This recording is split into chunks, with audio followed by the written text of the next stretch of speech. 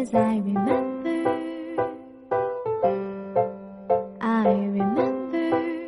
when we Assalamualaikum warahmatullahi wabarakatuh. Waalaikumsalam warahmatullahi wabarakatuh. Sebelumnya saya ucapkan terima kasih kepada Ibu karena hari ini sudah berkenan untuk mengobrol sejenak mengenai tugas yang harus kami lakukan pada kegiatan CDP. Jadi Bu, yang ingin saya tanyakan di sini berdasarkan pengalaman Ibu yang sudah cukup lama menjabat sebagai kepala sekolah. Jadi dalam mengambil keputusan mungkin Ibu pernah merasakan dilema dalam menentukan suatu keputusan yang mungkin dua-duanya sama-sama benar, namun harus menentukan satu keputusan yang Ibu anggap tepat. Jadi untuk itu saya ingin bertanya bagaimana Ibu mengambil keputusan yang seperti itu. Ini masalah dilema ya. Kalau dilema itu ya sering sih kita rasakan karena biasanya dilema itu timbul ketika ada ketidakseimbangan antara yang harus diputuskan dengan kondisi yang ada. Seperti contoh di masa kita sudah harus melaksanakan kurikulum merdeka dengan proses kegiatan yang boleh dikatakan sudah masuk pada era digitalisasi. Di sini kita melihat kompetensi guru itu tidak semuanya memiliki kemampuan yang diharapkan untuk menguasai digital ini tadi. Ini dilemanya timbul ketika kita harus menentukan atau menetapkan guru yang bertanggung jawab di kelas pelaksana kurikulum merdeka ini. Karena seperti kita ketahui, tidak semua guru yang ada di sekolah kita, terutama sekali guru yang saat ini sudah berada di posisi usia lebih dari 50 tahun dan mereka tidak dari awal itu dipaksakan untuk menguasai IT, sehingga sampai saat ini juga perkembangan kemampuan IT mereka masih beberapa digit di atas 0, kira-kira seperti itu. Nah, untuk mengatasi ini tentunya kita tidak bisa tidak bisa melepaskan begitu saja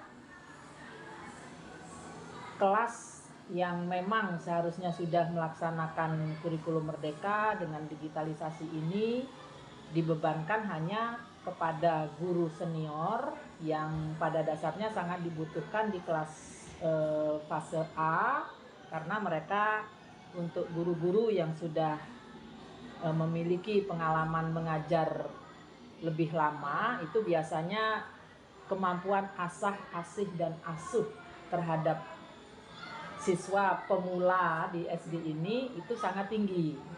Namun untuk mengimbangi kemampuan IT yang menjadi salah satu syarat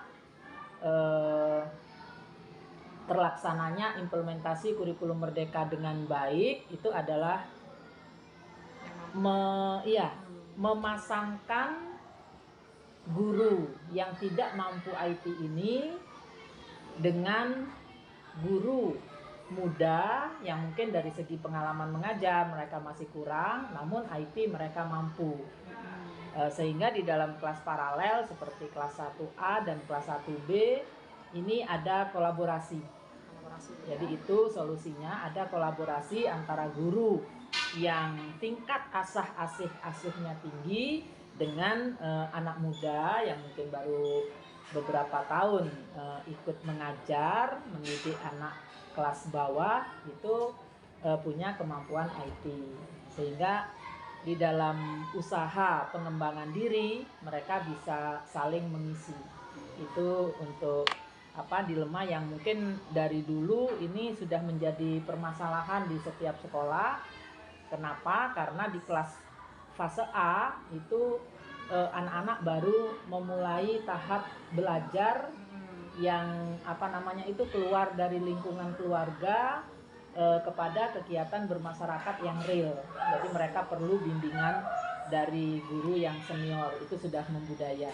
Jadi yang menjadi bahan pertimbangan bukan hanya satu pihak gitu ya, Iya, banyak tapi pihak. banyak pihak yang harus kita pertimbangkan.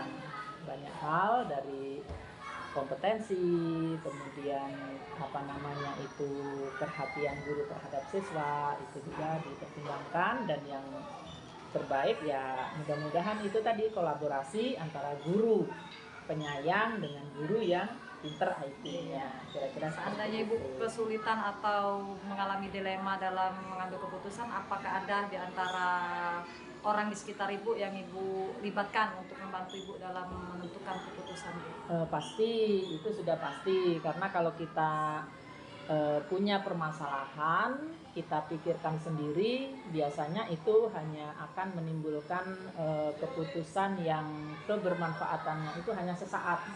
Tapi kalau kita melibatkan orang lain, seperti kita tidak ambil jauh contoh yang tadi saja, di situ tentunya kita bermusyawarah dengan guru, kemudian juga di luar rapat dewan guru kita juga mencari informasi dari orang tua, atau mungkin yang tidak bisa kita lepaskan ini adalah pengurus komite, bagaimana kira-kira pendapat mereka.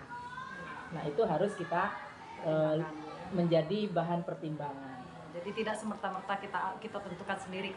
Tidak, karena apa namanya, suatu keputusan jika kita ambil dari merangkum beberapa pendapat, biasanya itu lebih apa ya, untuk pelaksanaannya itu akan lebih bisa diterima. Iya, Itu jadi yang bermanfaat pertama. bagi banyak pihak. Iya.